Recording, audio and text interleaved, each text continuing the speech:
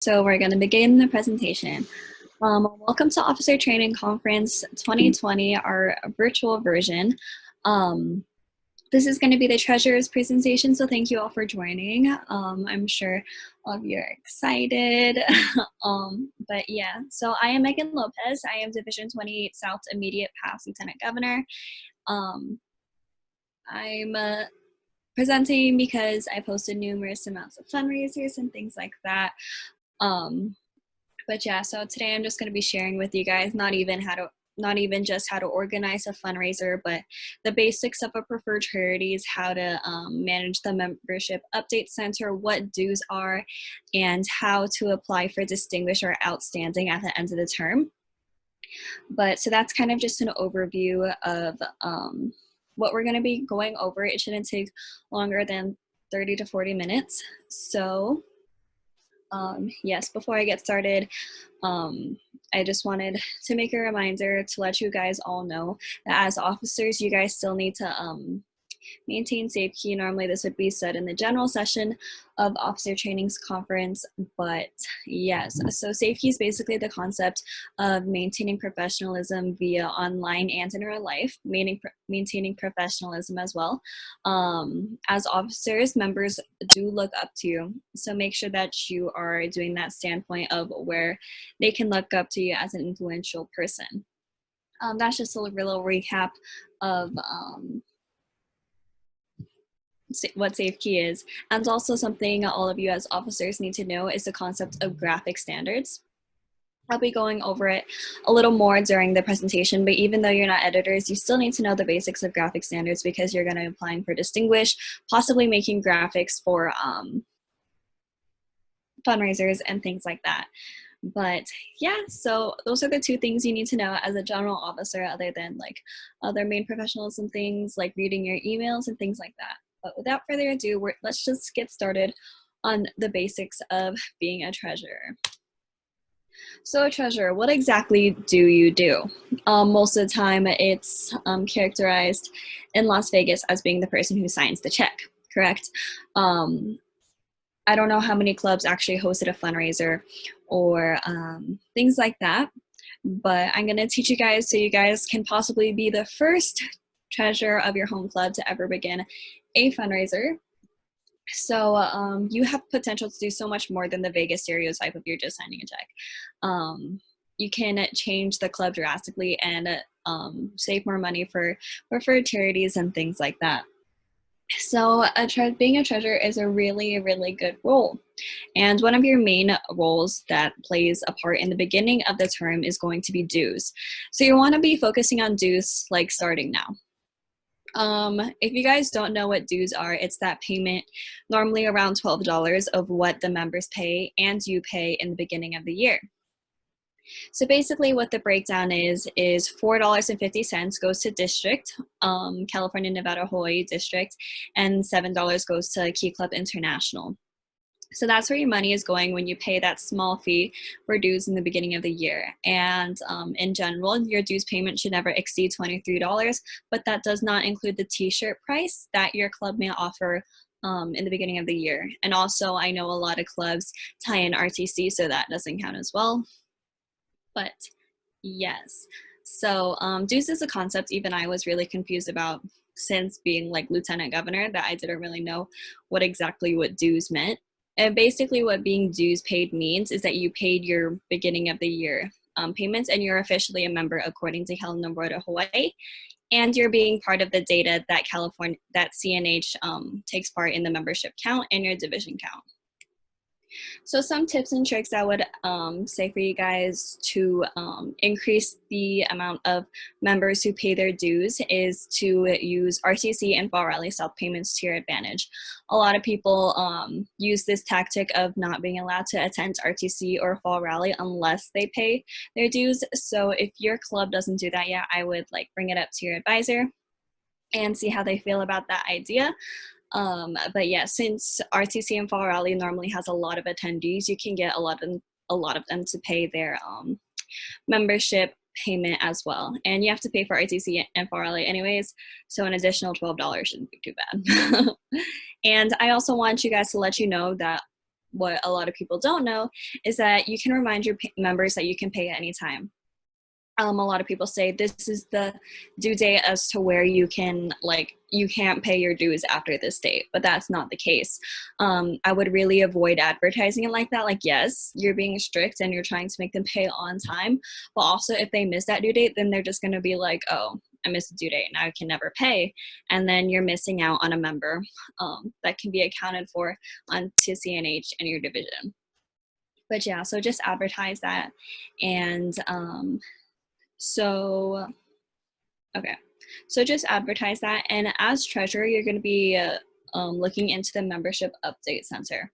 So what that is, and also stands for the MUC, if your advisor or president refers to it as that, so you're not confused. The membership update center is where you work alongside with your advisor, your president, and your secretary. Most of the time, it should be just your advisor, and the board member should kind of just be assisting them to whatever help they may need. But keep in mind that mostly the faculty, the club advisor should be the one handling the website, because as soon as you make a mistake, you can't easily go back and fix it. But one thing I would ask for you guys to know now is that you have your login information, because that is essential to filling out the MUC, and it causes less problems for you later.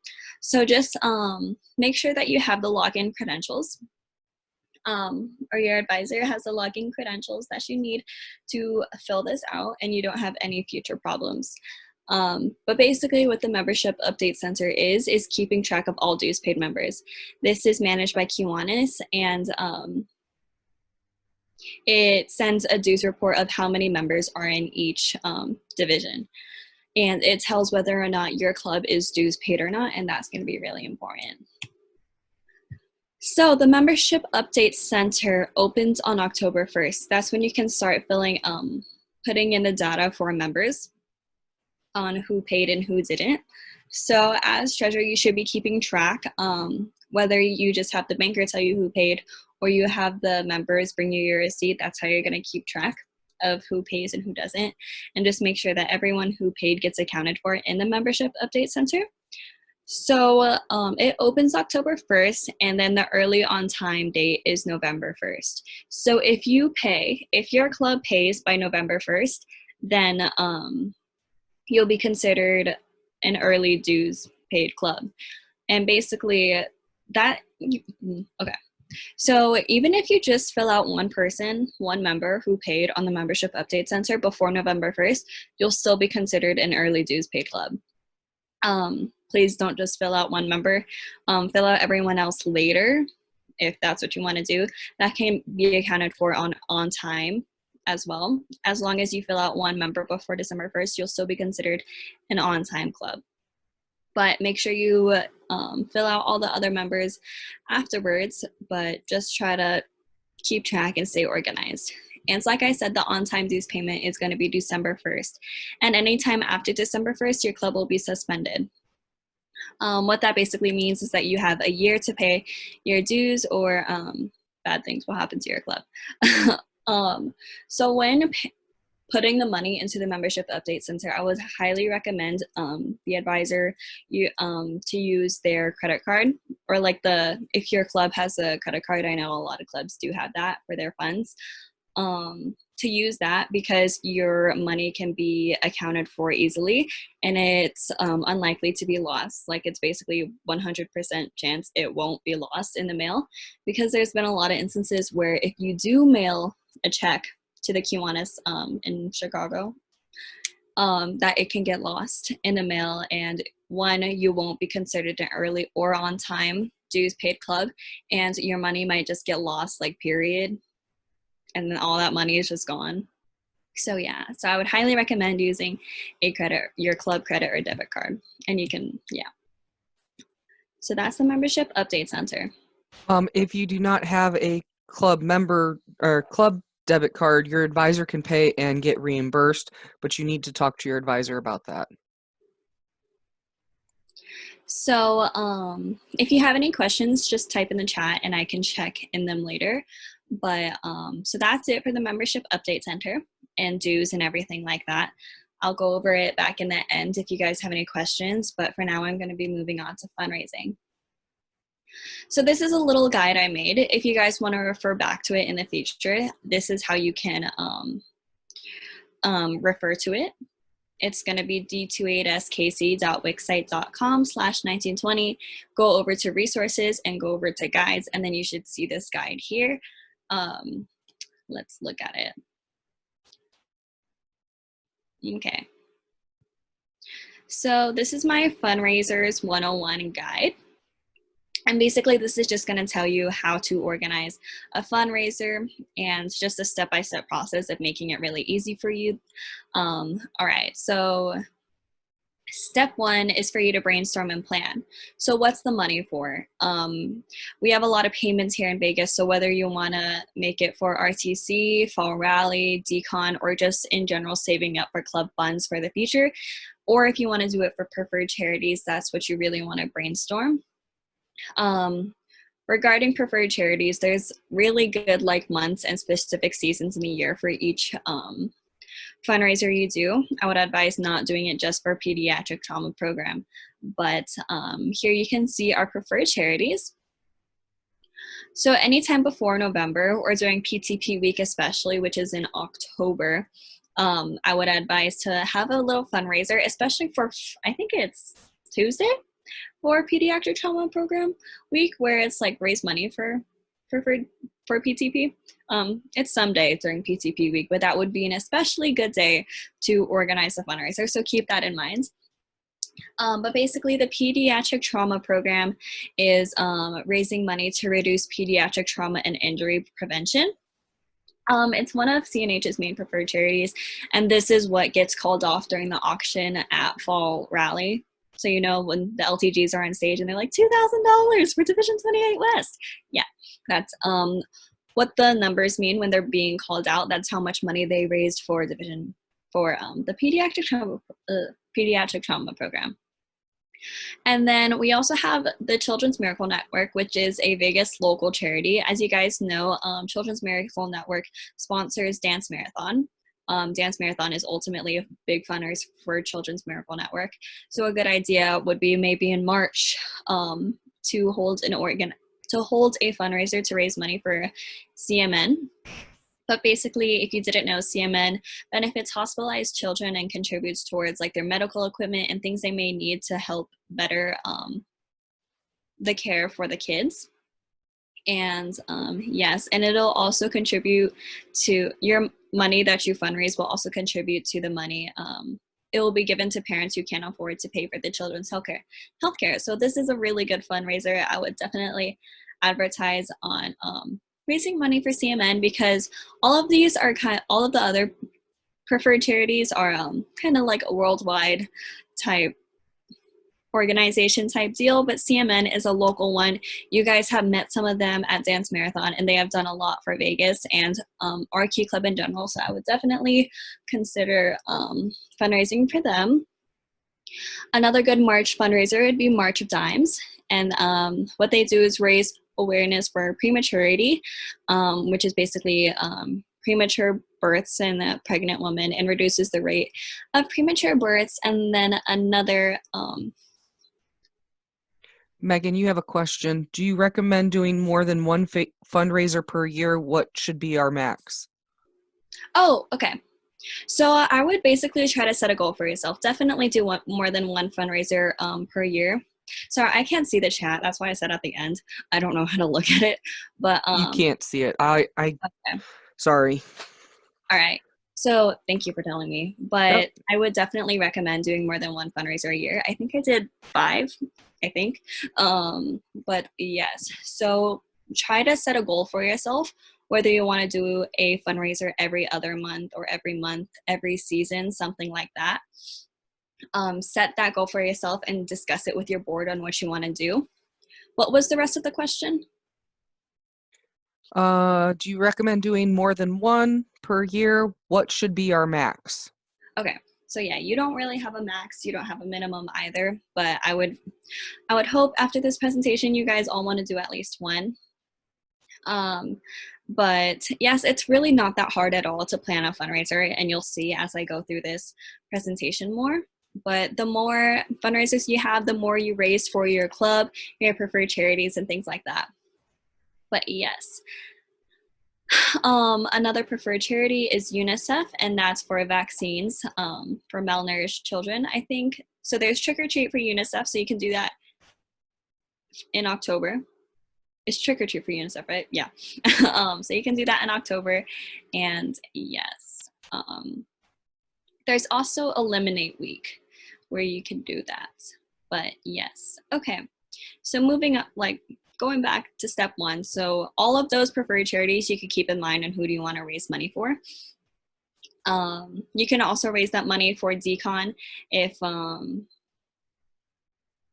if you guys want to help your club raise money for decon so you can reduce the cost for each member, then you can totally do that. Do car washes, things like that. And then RTC, you want to lower the payment for your members, like go for it. That's really nice of you. But yes. And then the next thing that you want to consider is where do you want to do it? Do you want to do it in a boba shop, a restaurant, a bakery? And then you also want to keep in mind the general location of most of your members. So when I was serving Division 28 South, I tried to keep it more on the south side of Vegas, where most of the clubs were like held. They were mostly, I'm not going to host one in North Las Vegas when all of the members I served were in the south side of town. Well, most of them. But yes, so on that topic, some places that mostly always do always say yes to fundraisers is Brew Tea, is Crumble Cookies, Chipotle. But keep in mind with Chipotle, you have to raise a minimum amount of funds. I think it's 30 for you to get the money. But if you don't raise $30, you won't get the money. So Chipotle's like, eh. I know Seven Leaves does fundraisers. Buffalo Wild Wings did. So just contact local bakeries, restaurants, and things like that and see who says yes and who doesn't. And yes, so when I was talking about preferred charities, that's when you also want to consider when is the most suitable time. So what month especially. If I would definitely recommend having a plan now with your board when you want to organize each fundraiser, because having this backup plan will really help you in the future, because you're like, oh shoot, it's October, where are we going to do our fundraiser, who are we going to contact? That kind of just eliminates that stress. So it's also when would be the most suitable time for this fundraiser that it would attract the most people. So some of the times I did, and some of the times Division 28 East Lieutenant Governor, immediate past Lieutenant Governor Jasmine did, is hosting it directly after a DCM and having the location close to the DCM spot. So for example, my DCM in October was at Sierra Vista, and right after, so from like 6 to 8, was when the fundraiser was held at Bruti, which is like a 5-minute drive from Sierra Vista. And that was one of my most accomplishable fundraisers, where we raised a lot of money. I think it was like 70, 80. But yes. So if you, if you're at Clark High School and you would most likely hold a fundraiser somewhere in Chinatown right after your general meeting, then a lot of members would go because they're already with their friends. They're already having a good time. Hey, after this meeting, do you want to go to that fundraiser, have some more fun? They'd be like, yeah, man. So it's a fun time. But yes, so most of the time on a weekend, most of the time they won't. It's very unlikely that a fundraiser will the fundraiser host will host it on a weekend. Most of the time it'll be on weekdays. That shouldn't be a problem. Moving on is to contact the location. So you can call or email. So basically what you want to do is like Yelp the location, Google the location, and just contact them. So I would definitely recommend calling first. So when you call, this is where the professionalism comes in with that safety thing. So you want to make sure that you want to let them know that you're not just like a little kid that wants to like host an unorganized fundraiser. You want to know that you have your ish together. Okay. So So when you call, the pros of calling is direct contact, immediate response, and provides email to directly who you can contact. So basically a case scenario of one of the times I called a place. So basically I'd be like, hi, my name is Megan Lopez and I am Southwest CTA's club treasurer.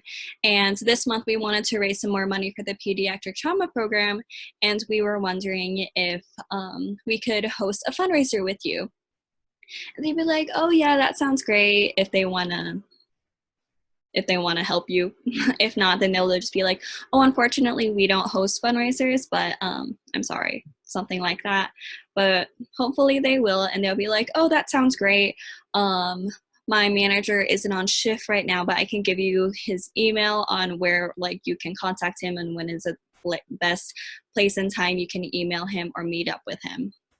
So the pros of calling is that you show your professionalism, and then she's going to tell her manager, and then she's going to give you his direct either cell, email, something like that. And then boom, step and done. If you email the place, and I don't know if that's going to be the correct email that you can contact, but I would definitely just recommend calling.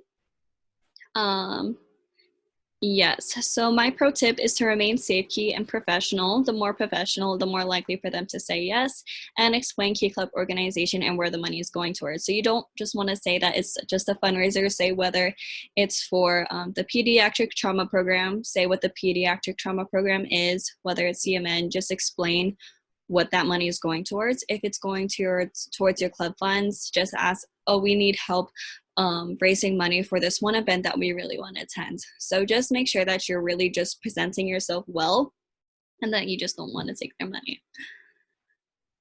All right. And also with that, you want to contact them a month and a half in advance to when you want to do it, because yes, we'll get into that. All right, so step 3 is stay connected and set up a date. So most of the time you won't get a date through your first contact with the location. This date you should choose around to be 2 to 3 weeks in advance of current day to allow time for approvals and promotions. So yeah, a month is your best bet, so that they have time to prepare, you have time to prepare, fill out all the forms and all that jazz. You have time to talk to your advisor. If they have any adjustments, then they can let you know, and then you can call them and be like, hey, my advisor said this, is this okay? So yes. Moving on to step 4, like I said, contact your advisor. So depending on your advisor, you want to contact them after step 2, which is calling or emailing before setting up a date. It just depends on your relationship with your advisor and how they want to organize this whole thing.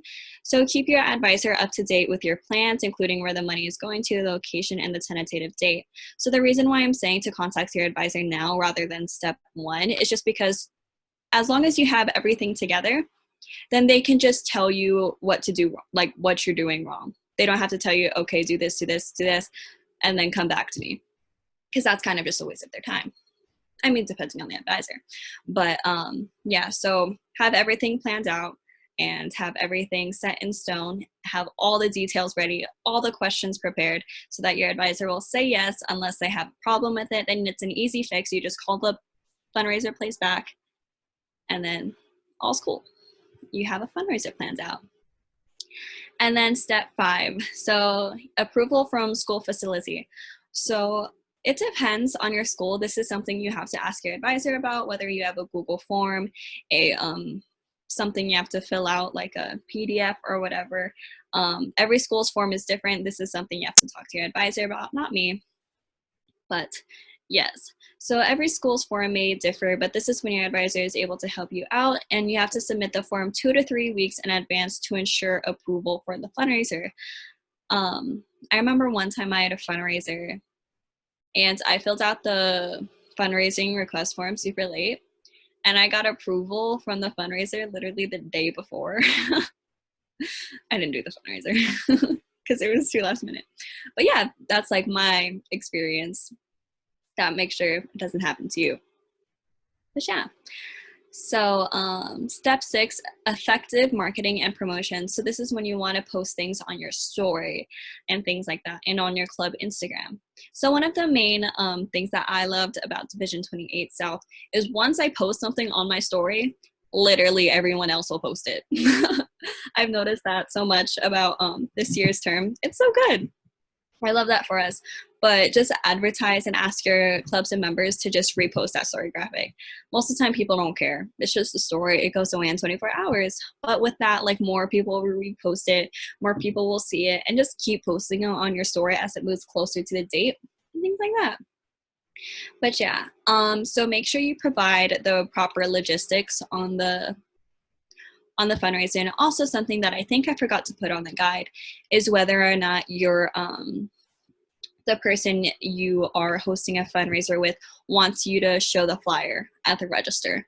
Some places do, some places don't. But yeah, so some places like Brutsy also wants approval of the graphic beforehand.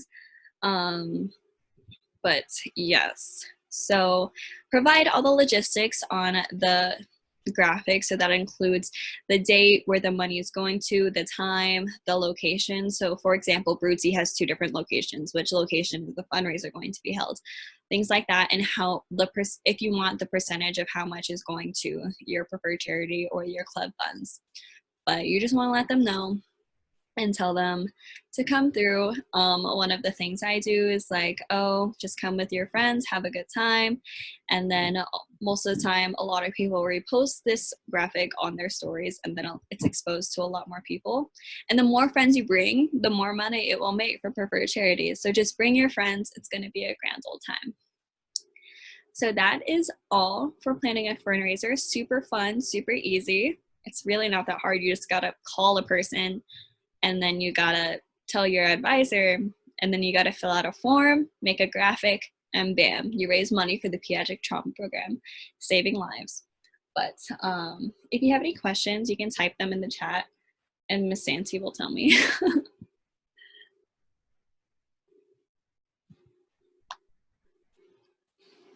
Are there any questions? Nope, there are none posted right now. All right, so I'm just going to be moving on. So that's kind of just the basics of being a treasurer. That's your main duties of just organizing a fundraiser, knowing what your preferred charities are, what the membership update center does, and what the dues pays for. So that's basically your role as a club treasurer. Please don't think that your only role is to sign a check, because that's been a thing with Vegas treasurers for many, many years, that you don't really do anything. But please know that there's so much potential you have, and there's so much of a difference that you're able to make. Like, literally, it's such an impact that nobody else could do except for you. So make that impact and raise that money for preferred charities and make a difference in the world. So with all your hard work, you might want to apply for distinguished, yay, or outstanding. So if you want to see this, you can go to cnhkeyclub.com and go to the recognition tab and go to contest. But let's just go over this right now. So I marked some parts that I specifically wanted to go over. So this looks super complicated, but I'm just going to go over the basics of what you need to know and what you need to understand to be able to apply for distinguished or outstanding. So first off, what's the difference between distinguished and outstanding? So you must submit an e-portfolio. What that basically is a compilation of examples, text, pictures of everything that you've done to fill out the checklist. The checklist is right here. But you're basically going to be putting all this into a PDF, kind of like what you're seeing here. Yeah. But so distinguished is a greater standing than outstanding. So when you are awarded a distinguished officer, a distinguished treasurer, that means you completed more on the checklist than outstanding did. But yes. So their description for an e-portfolio is one collective portfolio representing the best pieces of documentation. So the reason why I'm going over this with you guys right now is so you know what you need to be able to apply for Distinguished. Because I know even me, when I was applying for Distinguished Lieutenant Governor, I was struggling kind of at the end and doing a lot of last minute things because I didn't know that I needed to do this. And I'm like, oh shoot, I need to do this now to be able to qualify. So I don't want you guys to be thinking about that last minute thing, going over it late, and possibly not even completing that part of the rubric. But yes, so that's what I'm going to be going over with you guys today. So one thing that you're going to need is financial records. So you need all of this, but this is the kind of things that I wanted to point out that you may not have known. You can read over it thoroughly on your own time because I linked it, how to find it. But so they want to see a record of how you, okay. So they want to see that you had a goal in the beginning of the year. You had a budget. So minimum of 3 budgets. So that may be like RTC, like how much you're going to donate towards spirit gear and preferred charities, I think, right? But you should be setting. So yeah, they want to see that you're setting goals in the beginning of the year and following through and achieving these goals. So like I said, your goal would be to have a fundraiser every single month. That's kind of difficult to achieve, but not impossible. As long as you plan it really effectively and well, and you have a person that can always cater to you. I know also a really good idea to raise money is, so instead of hosting a dine-in, you buy those jugs. You guys know what I'm talking about? Like the brew tea, like gallons, and then you pour it yourself and then you give it yourself. You can do that at meetings. I know Desert Oasis hosts 2 fundraisers a month with Charity, where they sell boba at lunch, both lunches once a week, I believe. I think that's how it is. But yes, so they host a fundraiser actually every single week, and that is very impressive and something you can look into. But yes, that's also a really good idea if you want to have consistent fundraisers rather than have it be dine-ins, just have them bring it to you. And then, so they also want to see that dues collection, so they want to make sure that you are encouraging members to pay their dues, and other financial reports. So this may be like fundraising request forms that you may request to your school and things like that. It's kind of just proof. With everything that you do, you want to have proof and documentation. Make sure with every fundraiser you're taking pictures, you keep file of every request form that you have, every email you want a screenshot with a location host, things like that.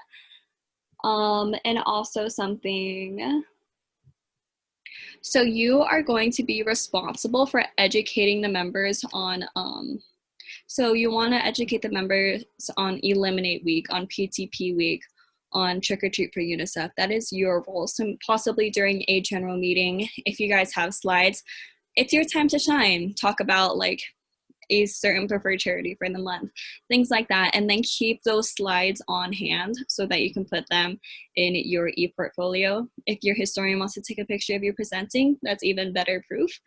But yes. So they also want to make sure that you have proof of a fundraiser. So the fundraiser name, date, and a summarization of the purpose of the event, your budget. So with budget, so say for example, you want to have a fundraiser that is selling, what's that thing Miss Santi does? Crochet? Yeah. So like if you're crocheting scrunchies, and then, so how much is it going to cost to have the yarn, and how much is it going to cost, how much are you selling it for? So what's your profit you're going to make? What's the maximum you're going to spend on the yarn for this specific fundraiser? That's basically your budget. But if you're hosting it at like a boba spot or a restaurant, you don't really need to focus on that. But yeah, that's just if you're making something and you have to put money in before you make money. So for example, pie for PTP, you're going to be spending money on whipped cream and paper plates. So what's your budget going to be for that fundraiser, and how much are you going to sell it for? So your funds raised, so how much you ultimately made in the end, the effectiveness of how many people showed up and participated, and or other information for each fundraiser showcased in the report. You also need a minimum of 3 examples where you helped plan and run fundraisers. So yes, that should all be you, honestly. And then also you need to have interacted with your sponsoring Kiwanis Club and Kiwanis family members. So whether you go to like a Kiwanis event, something like that, something to show that you're engaged with your Kiwanis family. And like I mentioned earlier, your e-portfolio needs to meet graphic standards. You can ask your editors about that because they just got trained about graphic standards. Graphic standards are incredibly important in your submission. I've been told by the judging committee in the past that if you are not meeting graphic standards, it's almost impossible for you to get distinguished. So make sure you learn those graphic standards. I can go over it a little bit right now. So basically you see how all this, so this is Century Gothic. I thought I saw different. This is EB Garamount. I don't know why they're using 2 different fonts. That's weird. But yeah, so this is Century Gothic. This is EB Garamount. And I'll show you the basics of, the basics of graphic standards. So you need the arrow. Make sure this arrow is in your e-portfolio and put the title of what this is. So this is going to be Megan Lopez, Treasurer, CNH Treasurer Application Submission 2020. And then you want to have the CNH logo in the upper left-hand corner and make sure that this is going to be a solid color. The CNH logo should not be underneath a picture. And if there is a picture for your cover letter, then put something solid like this. So everything above the arrow should be a solid color. This is blue. But so yeah, so you need the CNH logo in the upper left-hand corner. Make sure it's not tilted, make sure it's not altered in any way. And then you want to have the CNH Key Club logo right here. The B, the end of the B needs to line up with this part of the pencil, like just before the triangle. So that's how that needs to be. The main fonts that you want to use is Century Gothic. That's what mostly everyone uses. People also— Megan, hold on. You have a couple questions. Oh. Are there any example applications we can refer to as for the graphic standards? Should I show them my distinguished Lieutenant Governor? No, hold on. Let me finish reading here. And it can be in the form of a presentation, or does it have to be a PDF? It has to be a PDF. Megan, can you pull up the graphic standards thing? Do you have one on your computer or no? Because I have a file. Like the document, the graphic standards document. Oh, yeah.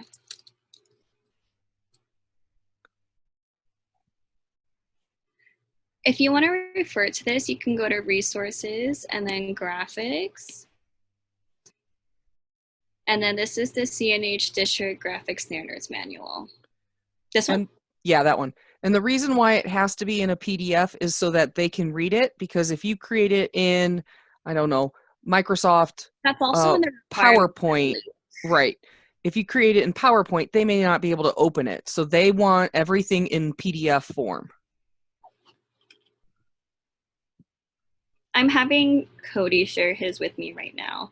He got outstanding secretary, so. Okay. But yeah, so this is all the fonts you can use. I mostly just stick with Century Gothic and Garamount. You use Verdana for emails. So when you submit it via email, you can use Verdana to be like, hey CNH, this is my submission for distinguished treasurer. And then also walk around the block, but rarely anyone uses it. You can also use like little cursive fonts, just like for titles, you can do that. It's not like illegal, but yeah, make sure your main body is most of the time Century Gothic or Garamount. And then this is what I was saying about the CNH district logo. It may not be altered and it must be like behind a solid background.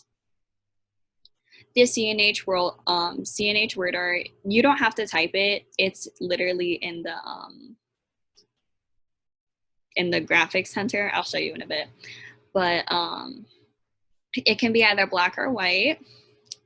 And this is just an example, like I told you guys, with the CNH logo on the upper left, the B is lined up with the arrow and the title of the document. The pencil must be facing this way. It shouldn't be facing any other way like this. They had these type of pencils, and they also have these type of pencils, like the scribbly ones. But most of the time you should just use that one because it'll make the text easier to read for the title of the document. Colors, they aren't really important. Just make sure that it's really easy to read. Yeah, this doesn't really apply to you. Yeah. Where I said you can find it. So you can find the CNH logo here, the CNH Key Club word art. So you can see it either black or white. It depends on the background of your color. So if this was like if my background was this color, then I would use a black one just so it's easier to read. If you need the Key Club mark, any graphics or anything, you can always just go here. This is where you can find the pencils. So again, this is going to be a cnhkeyclub.org to resources to graphics. And that's where you can refer to everything. And then somebody shared, let me show you guys.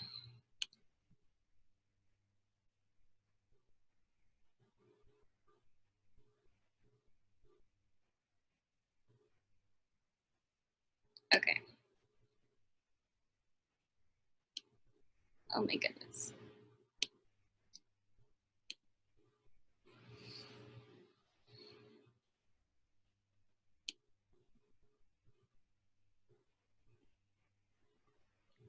Okay, here we are.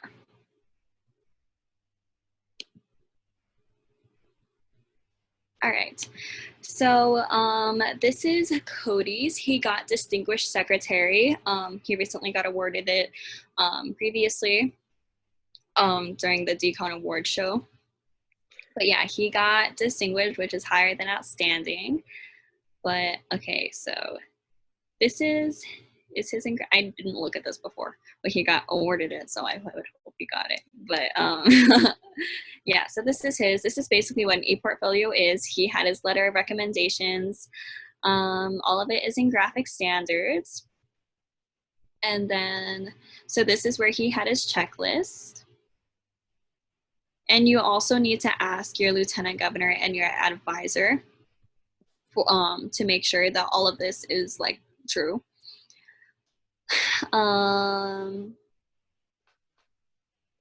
So he showed his attendance via a like Google Sheet. Let me see if he has any pictures.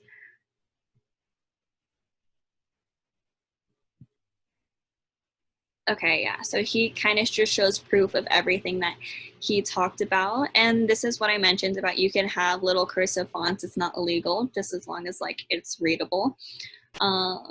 So he did show an example of one of his things. So this is his minutes for a board meeting. So yours would be a Google document of planning the entire fundraiser. And that's what you would show. He showed documentation of emails and text messages and things like that that contributed to his position, his post. So this would be being, hey, Sea Monkeys, if you guys want to come through to my Brood Tea fundraiser, it's this day, here's the graphic. So he's just doing a really good job of compiling everything and showing it as documentation because that's extremely important. But yeah, so that's kind of it. He says a thank you at the end, everything like that. Kind of a good time. But yeah, so that's basically what graphic standards and e-portfolios contains. And as she mentioned, you do want to look over those applications, even though they are this past year's. They don't change very much. For instance, you have to visit your Kiwanis Club so many times or go to a Kiwanis DCM. So you have to plan ahead to be able to complete those tasks. You're not going to be able to attend a Kiwanis meeting at the last minute necessarily. Mm-hmm. But yeah, let's see. Where was I? So yeah, And you got a comment. That was a great example of an e-portfolio. Thank you. no problem. Thank Cody. He's Southwest CTA's president now. Woo. But so yes, so also with file size, honestly, so you create, you probably have questions on how you can create your e-portfolio. I used Adobe Photoshop, not Photoshop, PowerPoint, and then I changed the dimensions to paper size 8.5 by 11, and then yes, and then I saved it as a PDF file.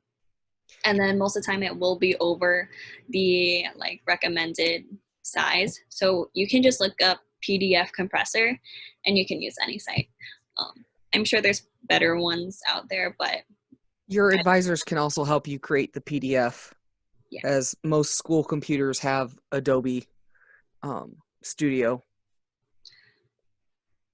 Okay. What else?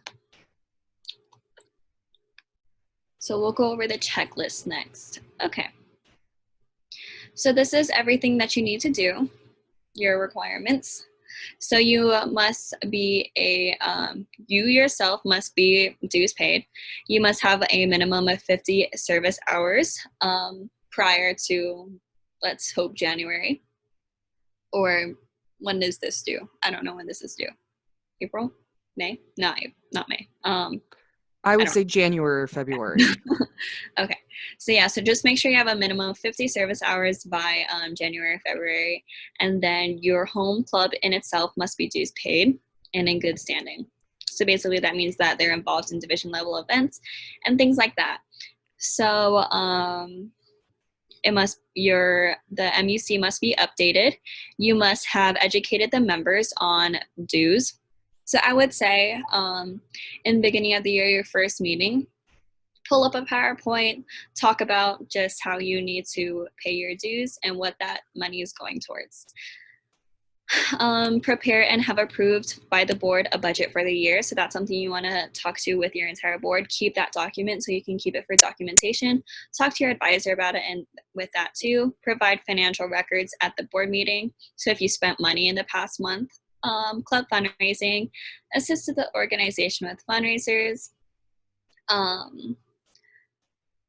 assisted the organization and implementation of fundraisers for charitable causes. So that's like for your preferred charities. And then you want to communicate on a monthly basis with your lieutenant governor and region advisor or. But yeah, that should be really easy. If you have any questions, just contact Felisa. Or not Felisa, well, yeah, Felisa and Lorelei and all your respective lieutenant governors. And then you need to have proper attendance. So 75% of general meetings, 75% of board meetings, 6 DCMs, 3 Kiwanis meetings. Wait. So you either 1 Kiwanis DCM or 3 general Kiwanis meetings. So that's something you have to talk to your advisor about. And then attend OTC and RTC. And then, so if you're here right now, you got one requirement checked off, yay. Okay, and then a treasurer workshop. But yeah, this counts. So you got 2 done. Congratulations. And then you need signatures from your lieutenant governors and your advisors. And then if somebody wants to nominate you, then they have to write why they want to nominate you. Why should you be recognized? I know I wrote a nomination letter for a few people, but yes. So this is where you can keep track of everything, and then you can just insert this in your e-portfolio. And that's the whole shebang. Any other questions about anything?